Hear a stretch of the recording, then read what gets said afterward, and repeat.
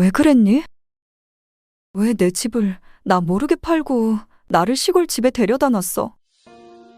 안녕하세요. 부엌사연 구독자 여러분. 저는 청주시 흥덕구에 살고 있는 김선영입니다. 벌써 이른을 바라보는 나이가 되었네요. 평생 남편과 함께 칼국수 식당을 운영하며 아들 둘 잘 키워보겠다고 쉴 틈 없이 열심히 살아온 인생이었지만 이렇게 노년이 되고 나서 돌아보면 다 무슨 소용이었나 하는 생각이 많이 듭니다.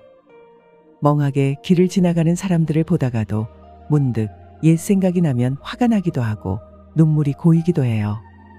시간이 많이 지났지만 아직도 때로 답답한 기분이 들어 속풀이나 좀 해보려고 제가 겪었던 일을 오랜 시간을 들여 글로 정리해 보았습니다. 저의 사연을 들어보시고 따뜻한 위로나 따끔한 조언 또는 답답한 가슴이 뻥 뚫리는 속 시원한 한마디를 부탁드려요. 남겨주신 의견은 하나도 놓치지 않고 잘 새겨들어 마음 깊이 새기겠습니다. 이제 제 이야기를 시작하겠습니다. 저는 20대 초반에 남편을 만나 결혼했습니다. 당시 남편은 작은 인쇄회사에서 성실하게 일하던 사람이었어요. 그의 일하는 모습을 보고 이 사람이라면 믿고 함께할 수 있겠다는 생각이 들어 망설임 없이 결혼을 결정했습니다. 결혼 후 저는 시어머니가 운영하시던 작은 칼국수 가게를 도와드리게 되었어요. 칼국수 만드는 법을 배우며 손재주가 좋다는 칭찬도 제법 들었죠. 시간이 흐르면서 시어머니는 노안으로 가게 일을 더 이상 하실 수 없게 되었습니다. 그 후 남편이 직장을 그만두고 저와 함께 가게를 도맡아 운영하게 되었죠. 참 운이 좋게도 저희 칼국수가 입소문이 나서 가게가 점점 번창하기 시작했어요. 그때 저희 부부는 새벽부터 밤늦게까지 일하면서도 돈 버는 재미에 푹 빠져 있었습니다. 그 사이 첫째 아들과 둘째 아들이 태어나 건강하게 무럭무럭 자랐죠. 지금 돌이켜보면 더 바랄 것이 없는 행복한 시절이었어요. 남편과 함께 부지런히 일한 덕분에 칼국수 가게는 시내의 목 좋은 곳에 자리 잡게 되었고 나중에는 손님이 끊이질 않는 맛집이 되었습니다. 직원도 처음에는 1명, 2명부터 시작하여 10명까지 고용하게 되었죠. 그래도 칼국수 가게를 운영하던 초창기에는 힘들었던 기간도 많았기 때문에 저희 부부는 근검절약이 몸에 배어 있었습니다. 가게가 커지고 형편이 넉넉해진 후에도 저희 가족은 늘 검소하게 살았어요. 물론 우리 아이들에게도 항상 검소하고 성실하게 살라고 가르쳤죠. 정신없이 일하는 와중에도 시간은 쉬지 않고 흘러 아들 둘도 어느새 중학생이 되어 사춘기를 맞이했습니다. 큰아들 석훈이는 공부를 잘해서 학교에서 칭찬도 많이 받았고 주변의 기대도 한몸에 받았어요. 반면 작은 아들 현우는 첫째와 달리 말썽을 많이 부렸습니다. 친구들과 싸우는 일이 잦아 학교를 여러 번 찾아가야 했고 속을 꽤 많이 썩였어요. 그때 주변에서 다들 큰아들을 칭찬하고 작은 아들을 나무랐습니다. 하지만 저희 부부의 생각은 조금 달랐어요. 석훈이가 좀 이기적인 성격이라 걱정스러웠거든요. 공부를 잘하는 자신을 내세우고 남을 쉽게 무시하는 경향이 있었죠. 특히 동생 현우에게 더 심하게 굴었습니다. 현우가 뭔가 잘못하면 비아냥거리기 일쑤였어요. 그래서 두 형제는 늘 티격태격 싸우기 바빴습니다. 남편과 저는 두 아들의 우애가 좋지 않은 점이 늘 고민이었죠. 야, 점수가 이것밖에 안 돼? 너 어디 가서 내 동생이라고 하지 마. 부끄러우니까. 뭐? 공부 좀 한다고 잘난 체 하냐? 웃기지 마. 나도 너 같은 거 어디 가서 형이라고 말하고 싶지도 않아. 둘째 현우는 첫째 석훈이와 달리 공부에는 그다지 소질이 없었습니다. 하지만 정이 참 많은 아이였어요. 친구들이 어려움에 처하면 나서서 도와주고 가족을 위해 애쓰는 모습이 참 기특했죠. 지금 생각해보면 그런 성향 때문에 중학교 때 다른 친구들이랑 부딪히는 일이 많았던 것 같아요. 그랬던 현우가 고등학교에 진학하면서 조금씩 달라지기 시작했습니다. 성격은 여전했지만 자신만의 길을 찾으려는 모습이 보였어요. 어느 날 현우가 고등학교 졸업을 앞두고 저와 남편에게 진지한 얼굴로 이야기했습니다. 저 고등학교 졸업하면 우리 칼국수 가게에서 일하고 싶어요. 칼국수 가게에서?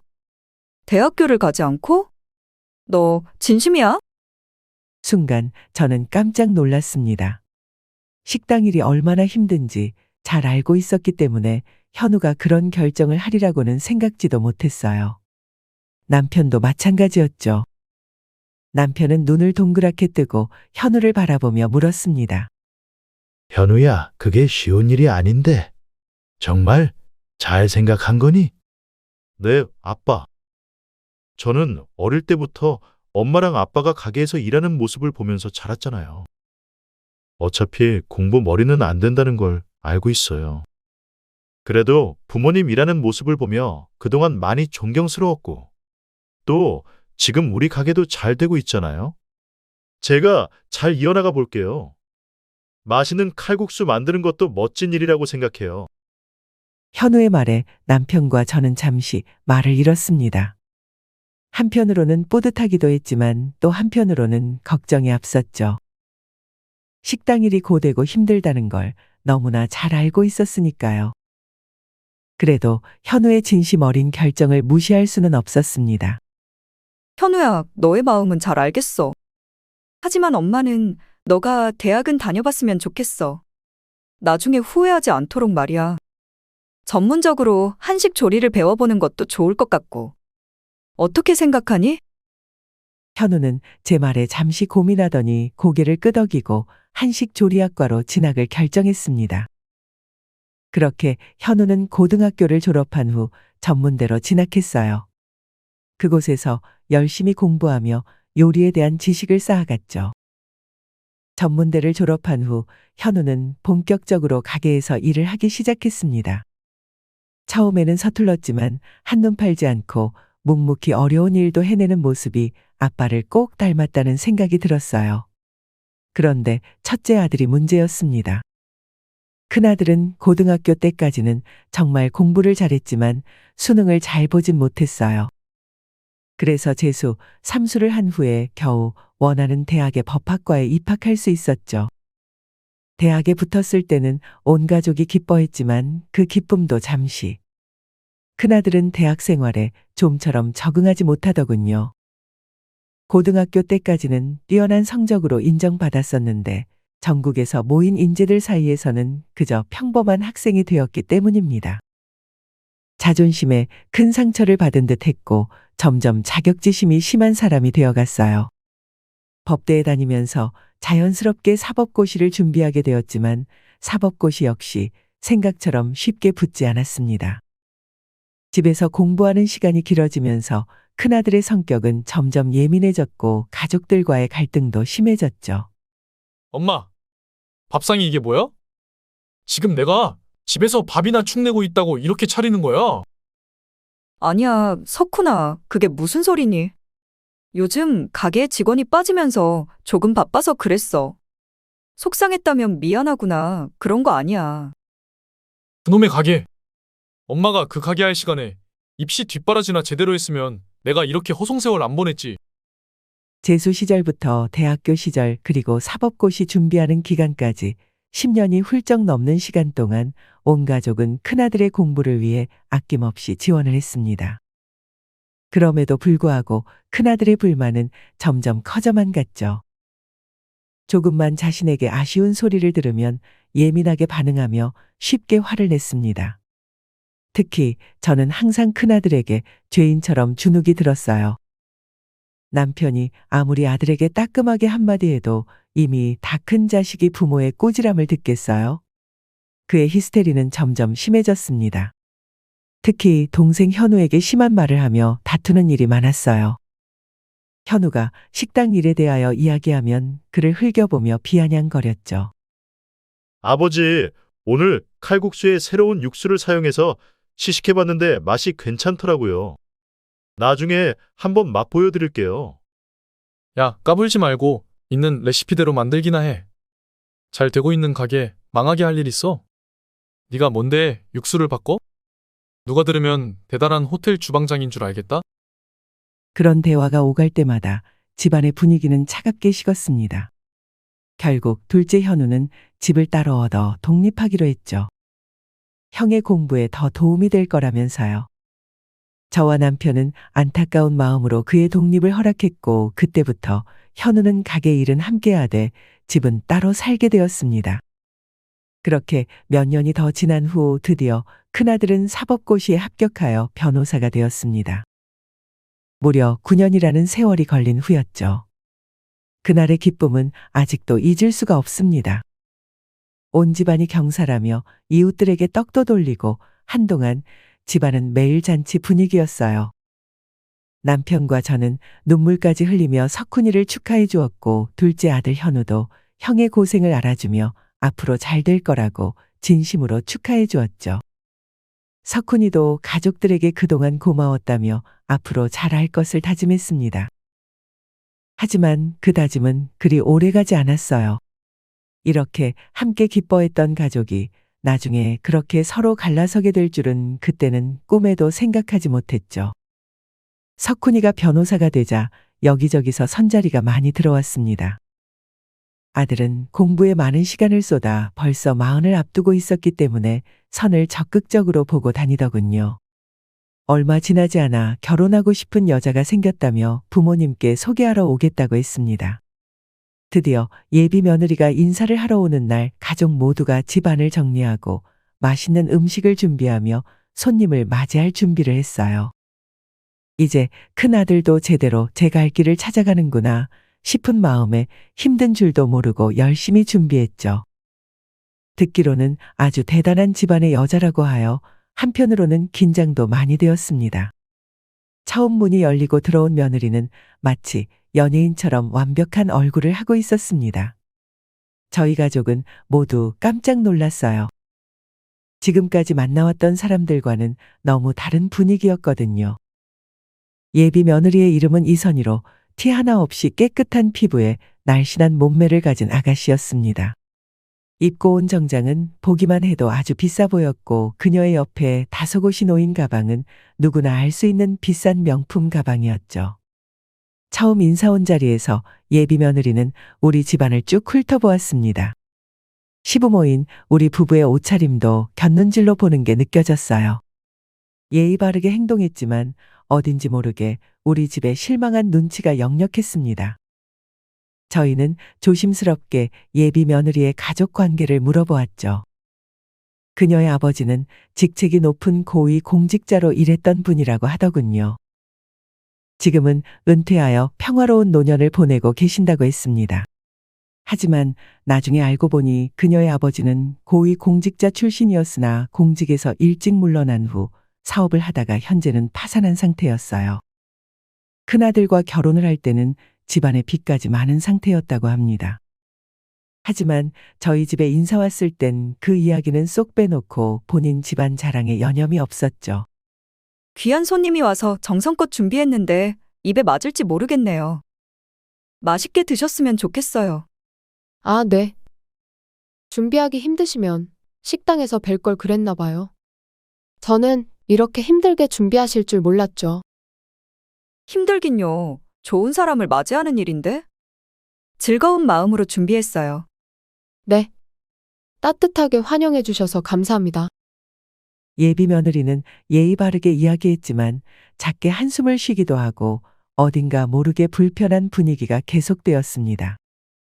인사 후 저와 남편은 좀 걱정을 했어요. 여보, 저 아가씨가 석훈이랑 잘 맞을까요? 우리와 너무 다른 환경에서 자란 것 같아서 걱정이 되네요. 그러게 말이요. 하지만 석훈이가 좋다고 하니 우리도 믿어봐야 하지 않겠소. 결국 양가 부모의 축복 아래 큰아들 내외의 결혼식은 무난히 올렸습니다. 큰아들은 사회생활을 시작한 지 얼마 되지 않았기 때문에 결혼 비용은 대부분 저희 부부가 지원했어요. 그리고 신혼집 역시 저희 집의 도움으로 꽤 괜찮은 아파트의 전세로 시작할 수 있었습니다. 며느리는 집이 전세라는 사실에 자존심이 상한 듯 했지만 서울에 있는 30평 아파트 전세가 아쉬울 일인가요?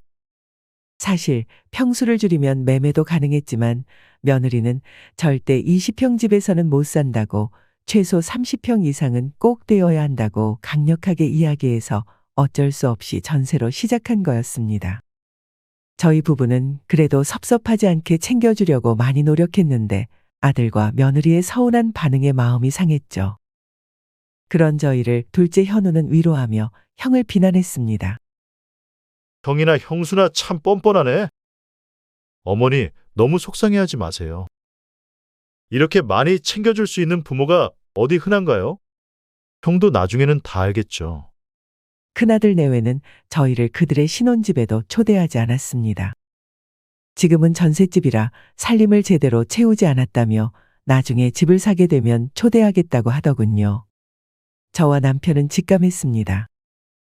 큰아들 내외와 저희가 곧 멀어질 거란 사실을요. 며느리는 본인의 집에 시부모가 방문하는 것도 싫어했지만 시부모 집에 오는 건 더욱 싫어했습니다. 특히 칼국수 가게는 정말 오기 싫어했어요. 제 67번째 생일날이었습니다. 저희 집안은 생일이면 다 함께 모여 밥 한 끼 함께 먹는 것으로 간단하게 지내왔어요. 가족이 모두 가게를 비우긴 어려웠기 때문에 보통 저희 식당에서 점심 식사를 했죠. 그날 며느리는 생일 전부터 꼭 그 칼국수 가게에서 식사를 해야 하느냐고 골을 내더군요. 세아가 간단하게 점심만 먹고 가면 되는데 그게 그렇게 불편하니? 무슨 생신상을 칼국수 가게에서 받으세요. 제가 더 좋은 식당으로 예약할게요. 거기서 모이면 안 되나요? 내 생각은 참 좋은데. 하지만 너도 알다시피 나와 남편 그리고 작은 아들까지 모두 식당에서 일을 하고 있어서 가족 전체가 식당을 빠지긴 어려워서 그래. 나는 화려한 상은 필요 없어. 조금만 이해해주면 안 되겠니? 며느리는 잠시 대답이 없더니 결국 작게 한숨을 쉬며 알았다고 했어요. 그날 칼국수 가게와 어울리지 않는 고급스러운 옷을 입고 나타난 며느리는 그날도 표정이 내내 좋지 않았습니다. 가족 모두가 바빠 제대로 된 생신상을 챙기기 힘들면 그냥 선물만 주고 받으면 되지 꼭 함께 밥을 먹어야 하느냐는 이야기를 하더군요. 더 좋은 식당에서 근사하게 생신 축하해드리면 좋은데. 가게를 비울 수 없는 상황에서 꼭 이렇게 같이 모여서 식사를 해야 하나요? 이런 날 가족이 함께 얼굴 보고 밥 먹는 게 의미가 있지. 시간이 많이 걸리는 것도 아니고 번거로운 일도 아닌데 왜 그렇게 불편해하니? 그래도 큰아들 체면도 있는데 칼국수 가게에서 식사라니요. 솔직히 다른 사람들 볼까 봐서 좀 그래요. 여기가 시내 한가운데라 지나다니는 사람도 많고요. 어머니, 그러지 말고 다음에는 꼭 제가 예약한 식당에서 식사해요. 큰며느리와 저희 가족은 자라온 환경이 달라 그런지 생각이 정말 많이 달랐습니다. 큰아들은 며느리 편을 들며 한마디 하더군요. 이 사람 말이 맞아요. 저도 이런 가게에서 가족 모임을 갖는 건 이제 아니라고 생각합니다. 다음 모임 때 제대로 된 식당이 아니면 죄송하지만 저희는 참석하기 어려워요. 대신 선물은 챙겨서 보내드릴게요. 솔직히 정말 기분 나빴어요. 작은 아들이 큰형에게 한마디 하려고 하는 걸 조용히 말렸습니다. 그래도 좋은 날인데 서로 목소리를 높이면 되겠냐면서요. 다음에는 좋은 식당에서 함께 모이자고 하며 웃으며 넘어갔죠. 하지만 그 이후에도 큰아들 내외에 이해하기 어려운 행동은 계속되었습니다. 결혼 후 처음으로 맞이한 명절, 추석에 큰아들은 오지 않겠다고 연락이 오더군요. 깜짝 놀란 저는 그 이유를 물었죠. 그러자 아들은 이렇게 이야기했습니다. 집사람이 소개해준 사람이랑 골프 여행을 다녀와야 해서요. 변호사로 성공하려면 인맥이 중요한 거 아시죠? 좀 이해해주세요. 언제까지 명절이라고 가족끼리 모여서 한가하게 밥이나 먹고 있겠어요. 집사람, 집안이 좋잖아요. 그 사람이 소개해준 인맥이면 틀림없이 나중에 도움이 돼요. 그래도 석훈아, 성공도 중요하지만 가족 없이 성공하면 그게 다 무슨 소용이니? 이해는 한다만 가족을 너무 가볍게 여기지 않았으면 좋겠구나. 그리고 다음 달에 있는 집사람 생일 말인데요. 번거롭게 가족 모임은 하지 말자고 하네요. 그래, 그러렴. 생일마다 매번 모이면 모두 힘들지. 대신 집사람이 이번 여행에 들고 갈 가방이 하나 필요하다고 하는데 제가 이야기했다고 하지 마시고 하나 사주시면 어떨까요? 집사람도 변호사 와이프라는 체면이 있는데 그래도 괜찮은 가방 하나쯤은 들어야 하잖아요. 제가 이번 여행 경비가 많이 들어서 좀 빠듯해요. 부탁드릴게요. 큰아들의 당당한 요구에 저는 너무 어이가 없어 입이 딱 벌어지고 말았습니다. 생일 선물로 며느리에게 명품 가방을 사서 바치라니? 저는 이런 이야기는 듣지도 보지도 못했어요. 물론 며느리 생일이라고 용돈을 좀 보내줄까 했지만 이렇게 노골적인 요구를 받는 게 어이가 없었습니다. 심지어 명절에 얼굴도 안 비치면서 말이죠. 저는 선물은 우리가 알아서 하겠다고 했어요. 그리고 그런 요구를 먼저 하는 것은 아니지 않느냐며 화를 내고 전화를 끊었습니다. 생각할수록 괘씸하더군요. 결국 며느리에게는 생일 축하한다고 연락하며 용돈 50만 원을 보내주고 말았죠. 며느리는 성의 없는 감사 인사를 하며 전화를 끊었습니다. 그렇게 큰아들 내외와 저희 부부의 사이는 점점 멀어져 갔어요. 그러던 어느 날 남편의 건강이 급격히 나빠지기 시작했습니다. 남편은 이상하게 숨이 금방 가빠지고 활동하는 걸 힘들어하기 시작했죠. 처음에는 그냥 피곤해서 그런 줄 알았지만 상태가 점점 악화되어 병원에 가게 되었습니다. 병원에서 받은 진단은 충격적이었어요. 남편은 신부전 말기였습니다. 그날 이후로 남편은 물론 저도 더 이상 식당에 나가지 않고 은퇴를 했습니다. 치료에 전념하기 위해서였죠. 칼국수 가게는 둘째 아들 현우가 잘 운영해 주었고 다행히 보험과 저축 덕분에 남편을 치료하고 생활하는데 큰 어려움은 없었습니다. 처음에 남편의 병을 진단받고 무너져 내리는 슬픔에 빠졌을 때 곁에서 함께 슬퍼하며 자리를 지켜준 건 작은 아들이었어요. 물론 큰아들 내외도 사색이 된 채 달려와 안타까워해 주었지만 그것은 잠시뿐이었죠. 작은 아들은 바쁜 와중에도 수시로 연락하고 병원에 찾아오며 저희를 위로하고 도와주었지만 큰아들과 며느리는 거의 연락도 없고 방문도 드물었습니다. 아버지가 아픈데도 불구하고 그들의 무관심은 저를 더욱 외롭게 만들더군요. 어쩔 수 없는 일이라며 그때는 저도 큰아들 내외를 거의 내놓은 자식 취급하고 있었어요. 이미 품 안을 떠나간 자식을 어쩌겠어요. 약 5개월간의 고된 투병 생활 끝에 남편은 결국 세상을 떠나게 되었습니다. 남편의 나이가 많은 편이었기 때문에 힘든 수술을 끝내 이겨내지 못했어요. 그동안 인생의 동반자로 함께 많은 시간을 겪어온 남편을 잃은 슬픔은 이루 말할 수 없었습니다. 살면서 겪은 가장 거대한 슬픔이었어요. 가만히 앉아만 있어도 눈물이 끝도 없이 나왔죠. 그때 깊은 슬픔에 잠긴 저에게 가장 큰 위로가 되어준 것도 역시 작은 아들 현우였습니다. 장례식에서도 작은 아들은 내내 제 곁을 지키며 손을 꼭 잡아주었죠. 큰아들도 저를 위로해 주었지만 왠지 작은 아들만큼 진심이 느껴지진 않았습니다. 물론 그때 제가 큰아들 내외에게 서운한 감정을 계속 가지고 있었기 때문에 그렇게 느낀 건지도 모르죠. 하지만 며느리는 장례식장에서 눈물 한 방울 흘리지 않더군요. 그리고 남편이 세상을 떠난 지 몇 개월이 흘렀습니다. 저는 깊은 슬픔 속에서 홀로 남은 시간을 보내고 있었어요. 그런데 큰아들 내외가 어느 순간부터 갑자기 은근히 저에게 살갑게 대하기 시작했습니다. 평소 거의 하지 않던 전화도 자주 걸어오고 어느 날은 갑자기 찾아와 식사도 함께하며 저를 챙기더군요. 그들의 갑작스러운 변화가 고맙기보다는 오히려 불안했습니다. 무슨 다른 속셈이 있는 건 아닌지 의심스러웠기 때문에 차라리 찾아오지 않기를 바랐죠. 그렇게 몇 주가 흐르자 드디어 시커먼 속내를 드러내더군요. 저 이제 제 이름으로 변호사 사무실을 개업하려고 해요. 언제까지 회사 월급 받으면서 살 순 없잖아요. 더 크게 되려면 사무실 개업은 필수예요. 그러니? 그런데 자금이 좀 부족해서요. 이제 혼자 사시니까 이렇게 큰 집 필요 없으시잖아요. 이 집은 매매하시고 저희가 앞으로 어머니 모실게요. 이 집을 매매해서 그 돈으로 변호사 사무실을 개업하려고? 충분히 해주실 수 있는 일이잖아요.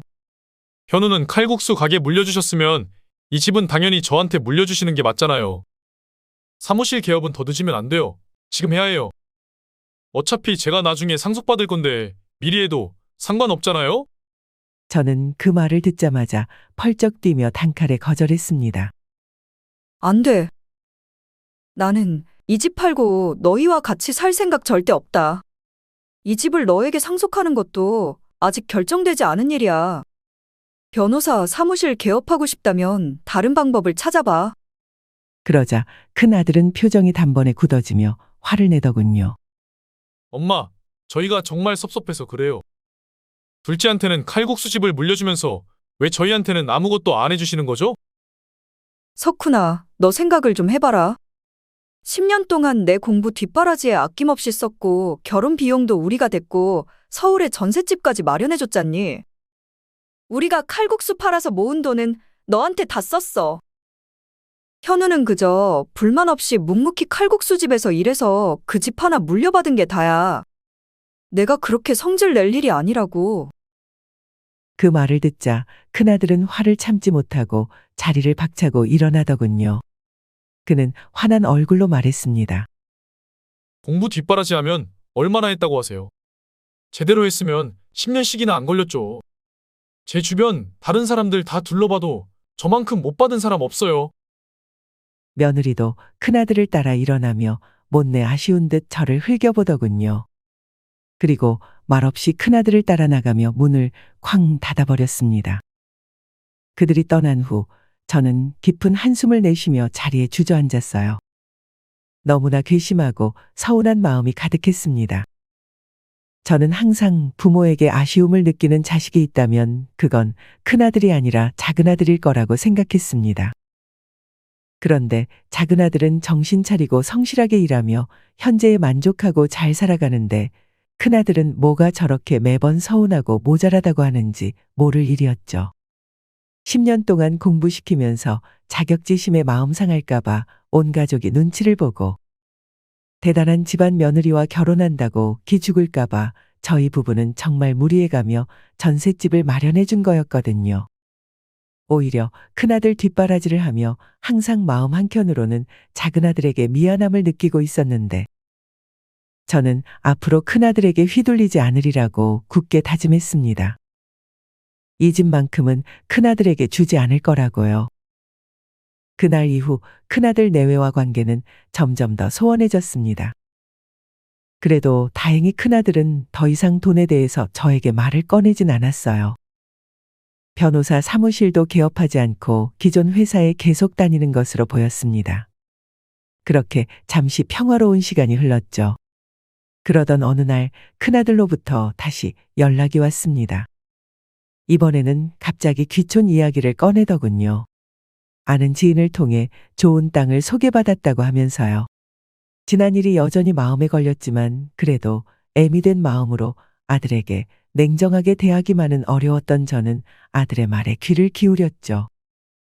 사실 도시 생활이 점점 삭막하게 느껴지던 참에 그 제안은 조금 솔깃하기도 했어요.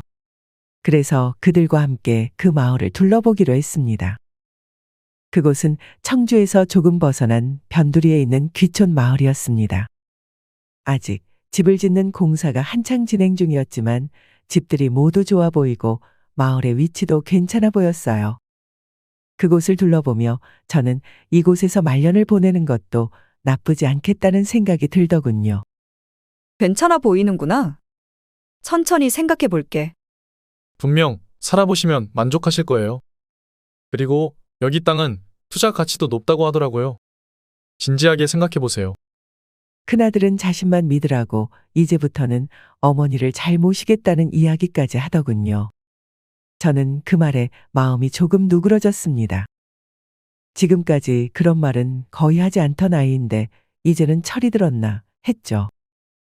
하지만 이 계획을 둘째 아들 현우에게 말했을 때 현우는 탐탁지 않아 했습니다. 엄마, 형이 갑자기 왜? 그런 제안을 하는지 모르겠어요. 뭔가 꿍꿍이가 있는 것 같은데. 설마 별일 있겠니? 아직 상속 생각은 없다고 석훈이에게 단단히 일러뒀어. 다행히 그 일 이후로 그런 이야기는 하지 않으니까 너무 의심하지 말자. 그때 제가 참 순진하고 바보 같았다는 생각이 듭니다. 아들의 말을 믿고 덜컥 귀촌을 결심한 건 큰 실수였죠. 하지만 그 당시에는 아들 석훈이의 말을 진심으로 믿었어요. 결국 저는 큰아들이 소개해줬던 그 마을로 이사를 결심했습니다. 큰아들은 크게 기뻐하며 자신이 알아서 다 준비할 테니 저는 잠시 기다리기만 하면 된다고 했어요. 부동산 일은 큰아들을 믿고 정리해달라고 부탁했습니다. 조금은 불안한 마음이 있었지만 그땐 아들이 제 어미를 상대로 그런 끔찍한 사기까지 벌일 거라고는 생각도 하지 못했어요. 설마 변호사인데 법을 어기는 일은 하지 않을 거라고 생각했던 것이지요. 하지만 그건 제 착각이었습니다. 엄마, 죄송한데 이사를 서두르셔야 할 것 같아요. 뭐? 갑자기 이사를 서두르라고? 왜?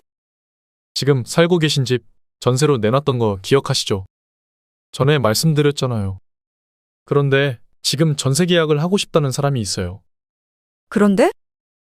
이 사람이 제안한 전세금이 시세보다 높은데 이사 날짜를 다음 달로 해야 계약할 수 있대요. 그러니? 아니, 그래도 내가 이사 갈 집이 아직 공사 중인데. 다행히 그 집 근처에 6개월 정도 머무르실 수 있는 집이 있어요. 그곳에서 잠깐만 계시다 다시 이사하면 좋을 것 같아요. 제가 잠시 머뭇거리며 망설이자 큰아들은 저를 안심시키며 다시 말을 이어갔습니다. 번거롭게 해서 죄송해요. 하지만 지금 계약하는 전세금이 너무 좋아서 이번에 계약하면 추가 대출 없이 인테리어를 할 수 있어요. 힘드시더라도 6개월만 참으시면 되니까. 저랑 집사람이 자주 방문해서 불편하지 않게 잘 챙겨드릴게요. 큰아들의 간절한 부탁에 저는 불안한 마음을 안고 이사를 서둘러 하기로 했습니다. 작은아들은 이 사실을 알고 크게 화를 냈죠. 엄마, 이게 무슨 일이에요? 왜 갑자기 이사를 하신다는 거예요? 다음 집이 완공되면 들어가야지. 이렇게 먼저 나오시는 건 말도 안 돼요. 아무리 전세금이 더 넉넉해도 이러면 안 되죠. 차라리 제가 돈을 보태드릴게요. 현우야, 이미 석훈이와 이야기 다 끝났어. 어차피 이사 한 번 하는 거 짐도 가볍게 줄일 건데 한 번 더 하는 게 대수겠니? 너무 걱정하지 마. 현우는 여전히 불안한 표정이었지만 제 말을 듣고 일단은 물러났습니다. 그렇게 얼떨결에 갑자기 시골 생활이 시작되었어요. 큰아들이 소개해준 집은 원래 이사할 귀촌 마을에서 차로 20분 정도 떨어진 조용한 시골 한켠에 있는 아주 작은 집이었습니다. 처음에는 모든 것이 낯설고 불편했지만 차츰 적응해 나갔어요. 그러나 처음 약속과는 다르게 시골에서 지내는 동안 첫째 내외는 찾아오지도 않고 연락 또한 하지 않았죠. 저는 혼자서 조용히 시골 생활을 하며 가끔 큰아들에게 전화를 해보았지만 잘 받지 않았습니다. 그때부터 이상한 기분을 느끼게 되었어요. 그리고 불안한 마음이 점점 커졌습니다. 그렇게 일주일 정도 시간이 흐른 후 다시 작은아들이 찾아왔어요. 정말 괜찮으세요? 형이랑 형수는 왜 연락도 안 해요? 이게 다 무슨 일인지 모르겠네요. 현우야, 나는 괜찮아. 석훈이도 나름 바쁘겠지. 도저히 안 되겠어요. 이 마을에서, 이 집에서 혼자 어떻게 지내신다고 그래요? 처음에 이야기되었던 귀촌 마을이라면 모를까, 연고도 없는 곳에 이렇게 혼자 계신 건 아니죠? 작은아들은 큰형에게 몇 번 더 전화를 해보았지만 여전히 통화가 되지 않았어요. 결국 아들은 무엇인가 결심한 듯 저에게 이야기했습니다. 제가 모실게요. 지금 저희 집으로 가요. 지금 이거 너무 이상해요. 그렇게 저는 작은아들의 집으로 다시 거처를 옮겼습니다. 점점 일이 이상하게 흘러가는 것 같아 마음이 불안했지만 이게 단지 의심일 뿐이라고 굳게 믿고 있었죠. 설마 잘못될 일이 뭐가 있겠냐면서요. 하지만 다음 날 둘째 아들 현우가 청천벽력 같은 소식을 전해왔습니다. 엄마, 큰일 났어요. 형이 어머니 집을 전세로 내놓은 게 아니라 아예 매매로 팔아버렸어요. 그리고 어머니가 이사갈 집은 구매를 하지 않았고요. 단지 잠시 지내시던 그 집만 월세로 계약된 거였어요. 뭐라고?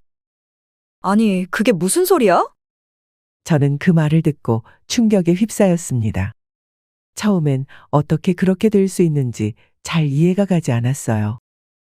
큰아들을 믿고 모든 것을 맡겼는데 나를 배신하고 몰래 집을 팔아버리는 게 가능하기나 한 일인가요? 심지어 대신 얻었다던 그 허름한 집이 전세도 아닌 월세. 제가 수중에 남은 돈은 거의 없다는 소리나 마찬가지였습니다. 큰아들은 저를 연고도 하나 없는 시골에 버린 것이나 다름없었어요. 저는 온몸에 소름이 돋았습니다. 지금까지 자식이라고 품어왔던 아들이 순식간에 괴물이 된 것 같은 기분이 들었죠. 저는 그 충격을 이겨내지 못하고 결국 자리에 알아눕고 말았습니다. 작은 아들은 형을 찾아가 불같이 화를 냈어요. 형, 진짜 미쳤어? 어떻게 어머니한테 이럴 수가 있어? 어머니 몰래 집을 팔아버리다니 이게 말이 돼? 그러자 큰아들이 오히려 화를 내며 대꾸했습니다.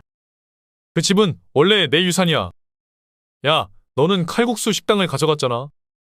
그저 조금 더 빨리 내 유산을 받는 게 뭐가 문제냐고.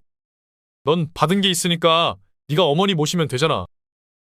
원래부터 엄마는 널 더 챙기고 좋아했으니 오히려 잘 된 거 아니야? 너무 충격이 컸던 저는 자리에서 일어난 후 한동안 멍하게 바깥만 바라보며 시간을 보냈습니다. 큰아들이 나에게 그런 짓까지 했다는 게 믿기지 않아 그 배신감에 며칠 동안 눈물만 흘렸어요. 마치 그놈은 아버지가 돌아가시길 기다리기라도 했던 것 같았어요. 그리고 나서 부모의 마지막 남은 재산인 집을 빼앗을 생각에 온통 정신이 팔려 앞뒤 재보지 않고 무작정 팔아버렸겠지요. 그동안 아무리 티격태격하며 살아왔어도 마지막에는 언제나 자신의 편이 되어 주었던 가족이니까. 이번에도 당연히 그럴 것이라고 믿으면서 말이에요. 큰아들에게 전화를 해보았지만 받지 않더군요. 그 다음엔 큰 며느리에게 전화를 했죠. 며느리는 오랫동안 신호가 울린 후 전화를 받았습니다. 막막한 마음에 무슨 말을 꺼낼까 망설이다 어렵게 물어볼 수 있었어요. 왜 그랬니? 왜 내 집을 나 모르게 팔고 나를 시골 집에 데려다 놨어? 어머니, 정말 몰라서 그러세요? 저희는 분명히 이야기했잖아요. 저희는 그 집을 받을 권리가 있었어요. 고집을 부리신 건 어머니세요. 너희에게 도대체 왜 그 집을 받아야 할 권리가 있다는 말이니? 그 집은 너희 집이 아니야. 증여를 하겠다고 말한 적 없잖니. 어머니가 그렇게 말씀하시니까 더 섭섭하다는 거예요. 뭐라고? 어머니, 솔직히 큰아들에게 해준 게 뭐가 있으세요? 결혼할 때 집을 사주셨어요? 아니면 번듯한 사무실 차리도록 지원을 해주셨어요? 저 자존심 상해요. 진짜. 시댁이 이렇게 야박한 집인 줄 알았으면 이 결혼 안 했어요. 우리가 대단한 재벌 집인 줄 아니? 너희는 섭섭했을지 몰라도 우리 형편에서 최대한 해준 일이었는데 어떻게 감히 그런 소리를. 그럼 변호사를 시키지 말았어야죠. 끝까지 밀어줄 능력도 없는데 분수 넘치게 변호사가 뭐예요? 며느리의 말에 저는 마지막 남은 희망의 끝마저 놓고 말았습니다. 저와 남편 그리고 둘째 아들 현우까지 최선을 다해 큰아들을 도와줬건만 큰아들에게 가족은 그저 자신의 성공을 위해 마음껏 이용하는 그런 존재들인 모양이었어요. 그 대단한 집안의 딸이라던 며느리의 가족만 있다면 우리 가족은 버려도 된다고 생각했겠죠. 왜 그는 지금까지 처가에서 금전적인 도움을 준 적은 한 번도 없다는 걸 간과했을까요? 그저 처가가 가지고 있는 고위 공직자 출신이라는 간판에 홀려 두 눈이 가려진 모양이었습니다. 저는 오랫동안 분노에 빠진 채 여러 가지 생각을 했습니다. 그리고 결국 마음을 정리했어요. 이대로 첫째 아들을 그냥 두었다가는 저는 물론 둘째 아들까지 위협할 게 뻔했으니까요. 현우야, 더 이상은 안 되겠구나. 너의 형을 이제 끊어내야 할 것 같다.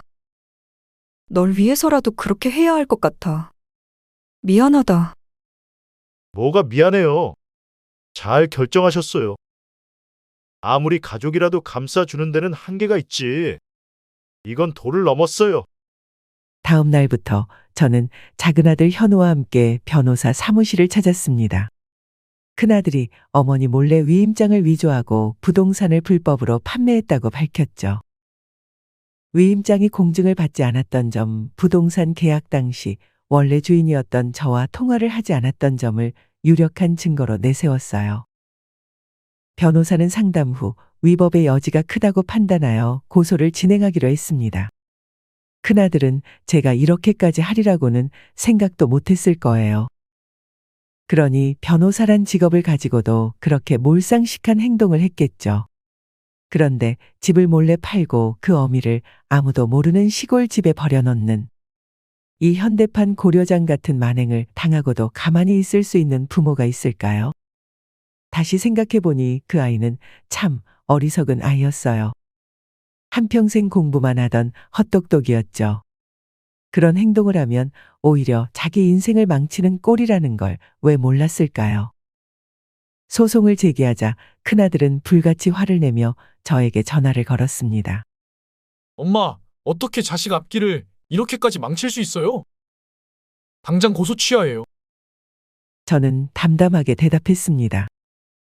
난 너에게 집을 매매하라고 한 적 없다. 이건 명백한 사기야. 그러자 큰아들은 더 크게 소리쳤죠. 이렇게 소리쳐봤자 해결되는 건 아무것도 없다는 걸 이해하지 못하는 모양이었습니다. 어차피 그 집은 내 유산이잖아요. 꼭 부모 자식 사이에 이렇게까지 해야 속이 시원해요? 이건 말도 안 돼요. 그의 난동에 저는 깊은 한숨을 내쉬었죠. 너는 내 인생 망치는데 나는 당하고만 있어야 하니? 부모 자식 사이라고? 우리가 부모 자식 사이라면 너가 나에게 한 짓은 뭐야? 폐륜이냐?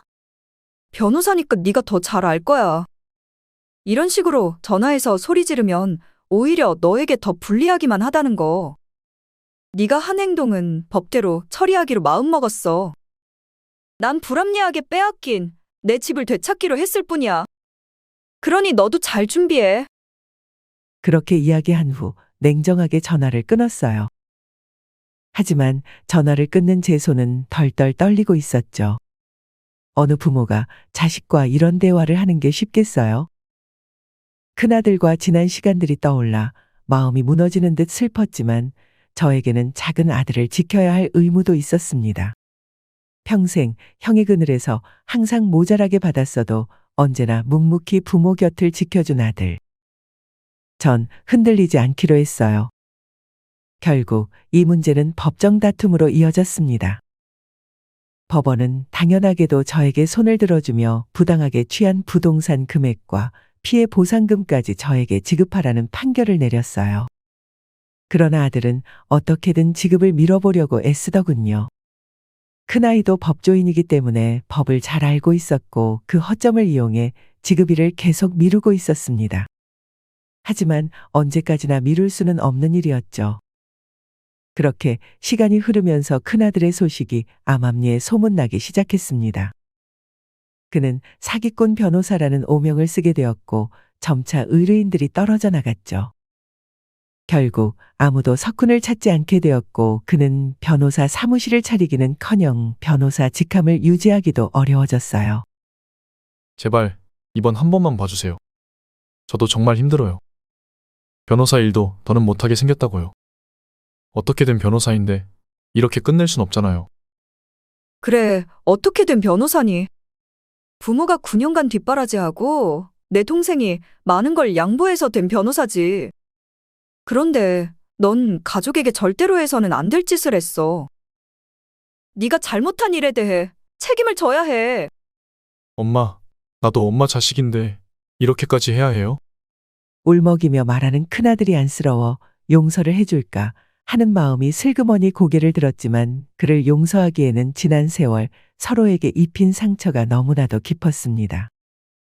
결국 그는 저에게서 빼앗아갔던 재산을 모두 고통스럽게 토해낼 수밖에 없었어요.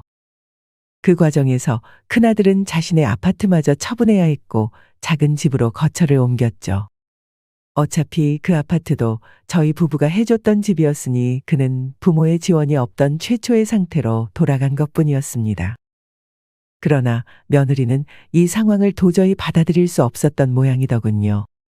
끝내 저에게 사죄하지 않았고 대신 이혼을 선택했죠. 끝까지 못난 시댁이라고 욕하면서 말이에요. 며느리가 이혼 서류에 도장을 찍던 날 큰아들은 마지막으로 저에게 전화를 해 하소연을 했어요. 엄마, 제 가정까지 파탄나는 꼴을 보니 이제 속이 시원하세요? 이게 다 엄마 탓이에요. 저는 큰아들의 말을 들으며 차분하지만 단호하게 대답했습니다. 석훈아, 그런 아내라면 차라리 빨리 헤어지는 게 낫다고 생각해. 그렇게 탐욕스러운 애를 네가 감당하고 살 수 있을 것 같니? 지금 너의 꼴을 봐라. 다 너희 욕심이 부른 결과야. 결국 해서는 안 될 폐륜까지 저지른 건 바로 너와 너의 아내인데 왜 나를 원망해? 원망을 하려면 너의 아내를 원망해야지. 아직도 정신 못 차렸구나. 큰아들은 더 이상 말을 잇지 못하고 전화를 끊었습니다. 며느리는 결국 이혼을 강행했고 큰아들은 다시 혼자가 되었죠. 큰아들과 며느리의 짧았던 결혼 생활은 잠깐의 꿈처럼 덧없는 것이었습니다. 마치 손에 잡히지 않는 신기루를 잡으려고 애썼던 것처럼 아들은 잡히지 않는 욕망을 잡으려고 애썼던 것이지요. 지금은 자신이 저질렀던 잘못을 깨달았을까요? 큰아들로부터 더 이상 연락이 오지 않은 지 벌써 2년이라는 세월이 흘렀습니다. 그때는 저도 큰일을 당했던 직후라 아들을 냉정하게 쳐냈지만 사실 지금은 은근히 큰아들의 연락을 기다리고 있어요. 그만큼 벌 받았으면 이제 되었다고 정신 차리고 다시 잘 살아보자고 다독이고 싶습니다. 하지만 큰아들이 진심으로 반성한 다음에서야 우리 가족의 화해가 이루어지는 거겠죠. 오늘도 떠나간 아들의 안녕을 바라며 눈물로 하루를 보내고 있어요. 다행히 제 곁에는 변함없이 저를 든든하게 지켜주는 둘째 현우가 있습니다. 얼마 전 결혼하고 싶은 여자가 있다며 수수하고 조용한 아가씨를 소개했죠. 첫째 며느리를 소개받았을 때가 생각나 또 한 번 가슴이 먹먹해지더군요. 하지만 이번 예비 며느리는 첫째 며느리와는 정반대의 첫인상을 가지고 있었습니다. 작은 아들은 부디 건강한 가정을 이루고 주어진 현실에 감사하며 살아가길 간절히 바라고 있어요. 여러분, 아직도 저는 큰아들에게 제가 무언가 잘못한 점이 있는지 깊게 생각하곤 합니다. 혹시 조언을 해주실 부분이 있다면 아낌없이 의견을 댓글로 남겨주세요. 하나하나 읽어보고 앞으로 살아가는데 잘 명심하도록 하겠습니다. 그럼 긴 이야기 들어주셔서 감사해요. 행과 부, 행복한 과일 부엌 채널은 우리 주변의 다양한 사연을 담고 있습니다. 오늘 사연이 여러분에게 조금이나마 위로가 되었길 바랍니다. 유튜브 구독과 좋아요, 알림 신청을 통해 더 많은 이야기를 만나보세요. 또한 카카오톡 행복한 과일 부엌 채널에 가입하시면 다사다난한 사연을 놓치지 않으실 수 있습니다.